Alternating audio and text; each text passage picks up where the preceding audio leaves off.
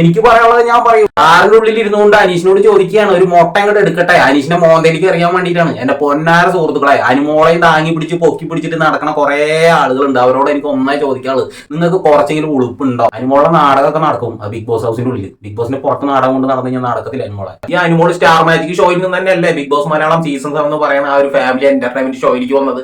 അല്ലാണ്ട് ആകാശത്ത് കൊട്ടിമുളച്ചിട്ടൊന്നും അല്ലല്ലോ അനുമോൾ വന്നത്. അല്ലാതെ അനുമോളെ 10 പേര് അറിഞ്ഞിട്ടുണ്ടായിരുന്നു. അനുമോളെ എവിടെ അറിഞ്ഞിട്ടുണ്ടായിരുന്നു? ഉടൻ പണം പോലത്തെ പരിപാടിയിൽ അനുമോൾ പങ്കെടുത്തിട്ടുണ്ടായിരുന്നു. അല്ലാതെ എവിടെയാണ് അനുമോൾ അറിഞ്ഞിട്ടുള്ളത്? അനുമോൾ ഈ കോമഡി കാണിച്ചിട്ട് തന്നെയല്ലേ അതിന്റെ ഉള്ളിലേക്ക് കയറിയത് അല്ലെ?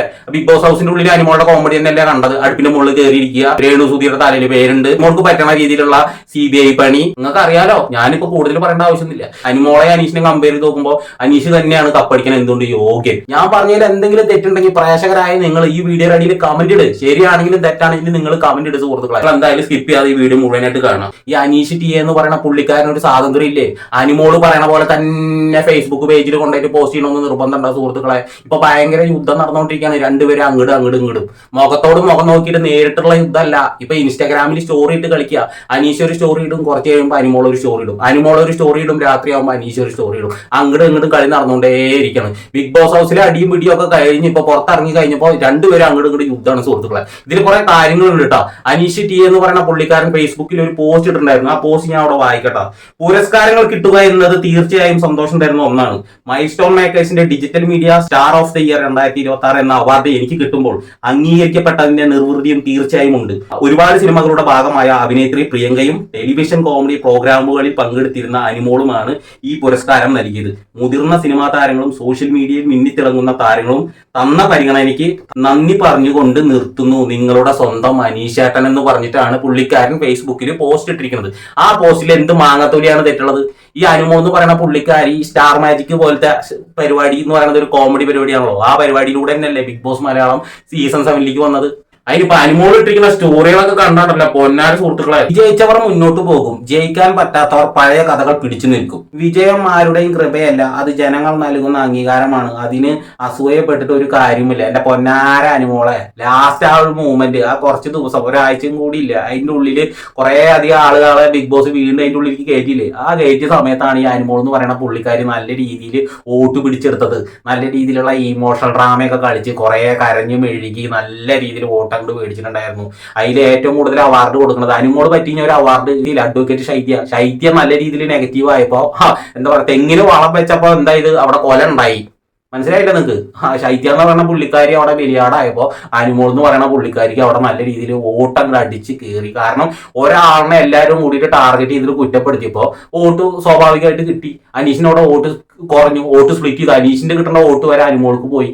അതൊന്നും ഈ അനുമോളെ അമ്മാതിരി സ്നേഹിച്ച് അയ്യോ തേനെ മുത്ത ചക്കര എന്റെ മോളെ എന്റെ മുത്ത എന്ന് പറഞ്ഞിട്ട് ഇങ്ങനെ സ്നേഹം കൊണ്ട് ഒലിപ്പിക്കുന്ന ആൾക്കാർ തരുന്ന വോട്ടുകളല്ല. അനുമോളെ ഇഷ്ടപ്പെടുന്ന ആളുകളുണ്ട്, ഓക്കെ, ഇല്ലെന്ന് പറയില്ല. പക്ഷെ അനുമോൾ ഈ നെഗറ്റീവ് കണ്ടന്റ് ഉണ്ടാക്കാൻ നല്ല മിടിക്കുകയാണ്. അതിൽ യാതൊരു സംശയമില്ല. അതിന്റെ ഒരു ഉത്തമ ഉദാഹരണമാണ് അനീഷ് ഫേസ്ബുക്കിൽ ഒരു പോസ്റ്റ് ഇട്ടപ്പോൾ ആ പോസ്റ്റിനെയും തൂക്കി പിടിച്ചിട്ട് ഇൻസ്റ്റാഗ്രാമിൽ വന്നിട്ട് ഇമാതിരി സ്റ്റോറി. എനിക്ക് ഏറ്റവും കൂടുതൽ പൊള്ളിയത് വേറൊന്നുമില്ല, അനീഷിനെ കുറിച്ച് അത്രയും താരം താന്ന രീതിയിലുള്ള കാർപ്പിച്ച് മോന്തയിലേക്ക് തുപ്പും ചീഞ്ഞ് നാറി ഒലിക്കുന്ന പോലത്തുള്ള ഒരു സ്റ്റോറിയൊക്കെയാണ് ഈ പുള്ളിക്കാരി ഇട്ടിരിക്കുന്നത്. ഒരു മനുഷ്യനോട് ഇത്രയും മാത്രം അത് മോശമായിട്ട് പറയണ ഒരു മത്സരത്തിന് ഞാൻ കണ്ടിട്ടില്ല. അല്ല, നിങ്ങളൊന്ന് കേക്ക്, ഞാൻ പറഞ്ഞുതരാം.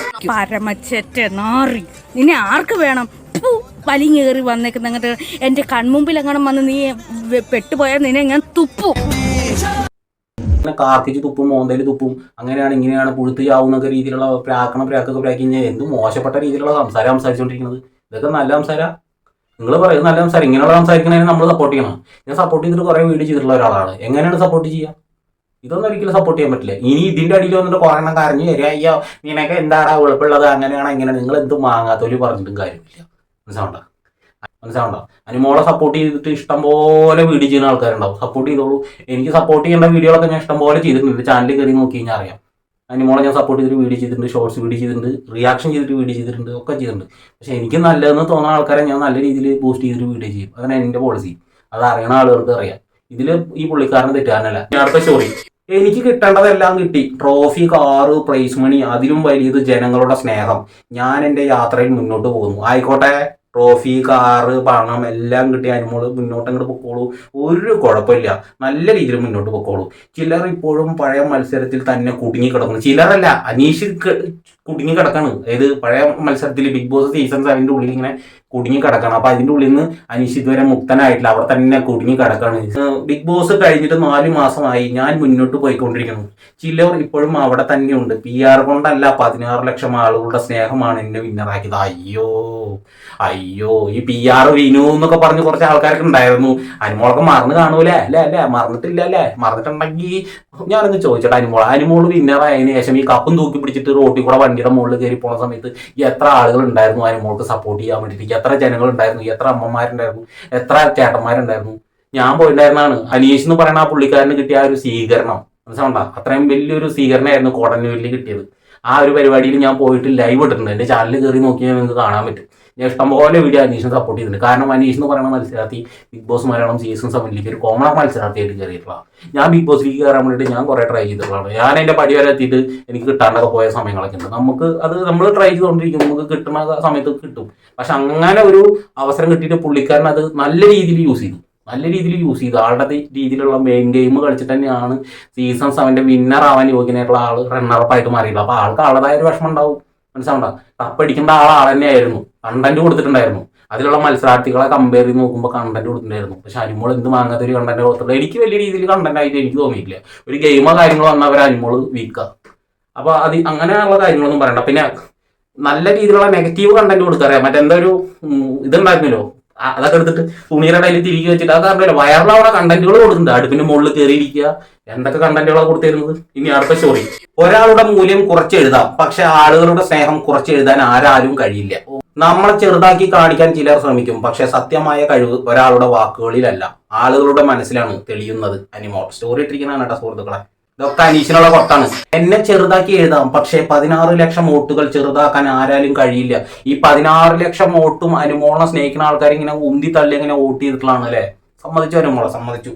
അനുമോള് മാത്രം അങ്ങോട്ട് പറഞ്ഞാൽ അങ്ങോട്ട് അത് ശരിയാവുമോ? 16 ലക്ഷം വോട്ട് അനുമോളെ അങ്ങനെ ജീവനെ തുല്യ സ്നേഹിക്കുന്ന ആൾ. അനുമോൾക്ക് ഒരു വിചാരമുണ്ട്, അനുമോൾ PR പരിപാടി ചെയ്തിട്ടില്ല, അനുമോളെ സ്നേഹിക്കുന്ന ആളുകൾ മാത്രം അങ്ങോട്ട് വോട്ട് ചെയ്തിട്ടുള്ളൂ. അനുമോൾ ഒരു PR അനുമോൾ ചെയ്തിട്ടില്ല. അയ്യോ, അനുമോളുടെ വർത്താനം കേട്ട് കഴിഞ്ഞാൽ അനുമോൾ ഒരു PR ചെയ്യാതെ ആകാശത്ത് നിന്ന് ഇങ്ങനെ ബിഗ് ബോസിലേക്ക് പൊട്ടി മുളച്ച് അതിൻ്റെ ഉള്ളിൽ കയറി ലാലാട്ടൻ കപ്പെടുത്ത് അങ്ങോട്ട് കയ്യിൽ കൊടുത്ത പോലെ. പുള്ളിക്കാരി ഒരു രീതിയിലുള്ള ഒരു നെഗറ്റീവ് കണ്ടന്റ് ചെയ്തിട്ടില്ല, നെഗറ്റീവായിട്ടൊന്നും പറഞ്ഞിട്ടില്ല.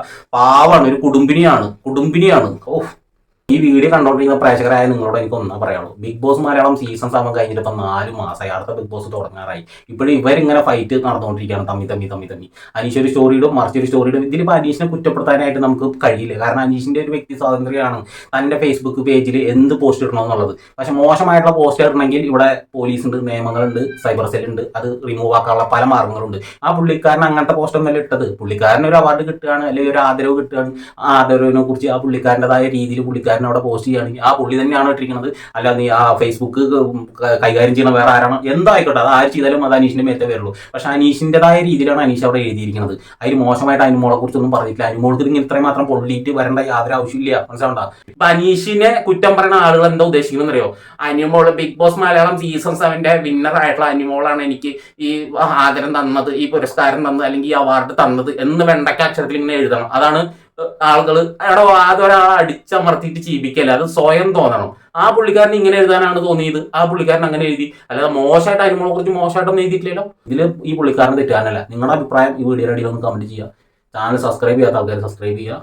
വീഡിയോ ആദ്യമായിട്ട് കാണുന്ന ആൾക്കാർ എന്തായാലും സബ്സ്ക്രൈബ് ചെയ്യാൻ മറക്കല്ലേ. പുതിയൊരു വീഡിയോ ആയിട്ട് വരാം. ഓക്കെ.